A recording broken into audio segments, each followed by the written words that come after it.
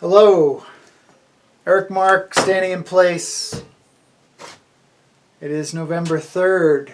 This is episode 30. We've done 30 of these things. Tonight is election night, which is great.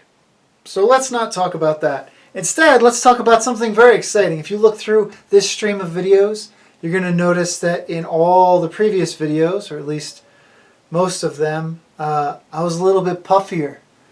My beard's gone. Well, not gone. I understand that there's still something there. But this is within the realm of the like the little attachments I have for my buzzer.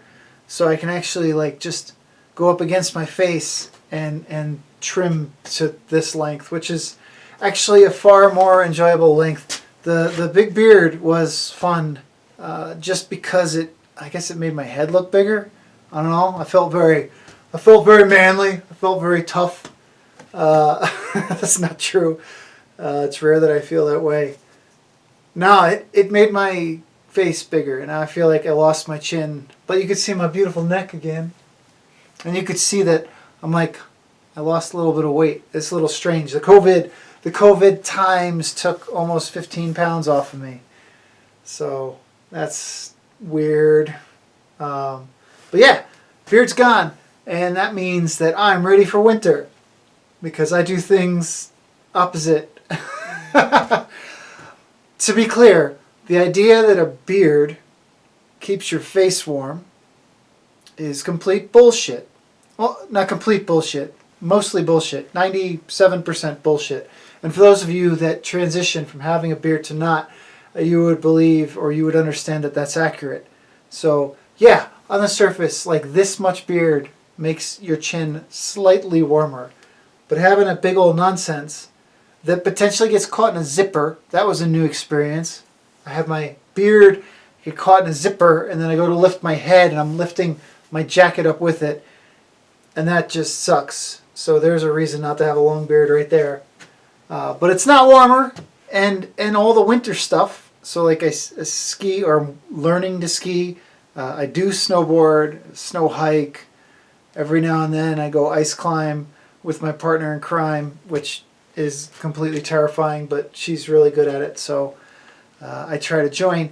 You wear like neck warmers, right? So like right now, everybody that's inexperienced with wearing buffs around their neck is complaining, oh, I have to wear this face cover.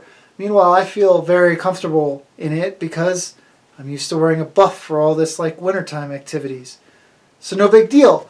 But I'll tell you what's a big deal. When you have a beard the length that mine was, and you pull a buff up from the bottom, it takes all those chin hairs and shoves them into your mouth. And that sucks. It completely sucks. So I'm stoked to have that gone, even though my face shrunk and have less of a manly chin. It's okay. It's okay. At these times, election night, and all the fears of things that might happen tonight, tomorrow, the week after, the month after, maybe it's a little bit better to be less aggressive and more not passive, but just not aggressive. Like, maybe I don't have to try to be a tough guy, I'll just be a guy. And if there's a problem, we'll sort it out. I don't know. Let's not go down that path. Beard's gone. I'm stoked. I don't know how you feel about it. If you'd like to comment on the ridiculousness. You know what else? So by shaving this stuff down, I got to bring the mustachy hair down, which mustachy hair, worst part of a beard. 100%. I do not understand someone that would have a mustache with no beard. Definitely the worst part. It tickles, it itches, it goes on your lip. You have to do like weird trimming and cutting that I really don't want anything to do with.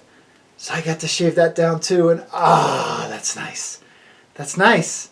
I can take a sip of a hot drink that has whipped cream on the top and actually like lick it off with one lick, and it doesn't get all caught in the stupid noodly hairs. This is way better. This is better. I do still have all this. This will be going for a little while till it's long enough to give away. So cool. I'm glad we got that out of the way so there's no confusion as to why my face looks smaller. Now on to the very, very important things that occur on November 3rd. And those things are, I wasn't sure what I wanted to talk about tonight. And I missed last week. Last week I was doing some outdoor stuff that was just completely refreshing. Some new experience things that broadened my understanding of how the world works. So that was good. That was actually really good stuff. It was nice to take a break from some of this as much as I enjoy this. And so now we're back, and I was trying to think what can I talk about, and believe it or not, the thing that came to mind was the little plastic hang tags that you find on your clothing. Right? No matter what type of thing you buy, you could buy like a Coach handbag or a white t-shirt. Excuse me. A white t-shirt at like Walmart. It's going to have the same little plastic tag, hanging the price tag off of it. And I was curious, where the hell these things come from? Have they been around a long time? I mean, in my life, I think they've been around the whole time. Well, I looked it up, and it turns out they have. These things appeared in 1964. 1964 is the year that a little string of plastic with a T on the end that you could shove through clothing or any commercial, any item that you could sell. That showed up in 1964, and it stayed the same way. Tags have changed. Tags have like, scanner things in them, RFIDs. They have barcode, 3D barcode. They were handwritten. But the plastic piece, 1964. Invented by two guys that worked on it for 5 years, and they came up with this piece of plastic that is still the go-to to connect a price tag to something. It's incredible. 1964. In 1964, that's the same year the Beatles took off. That's how long ago. Seat belts in a car were not a requirement in 1964. That's changed. In 1964, that was the first time that somebody from the federal government in the U.S. Determined or was willing to say publicly that cigarettes might be hazardous to your health. So all these things have changed, right? We know cigarettes are terrible. People still smoke them. But we know, at least we know what it is.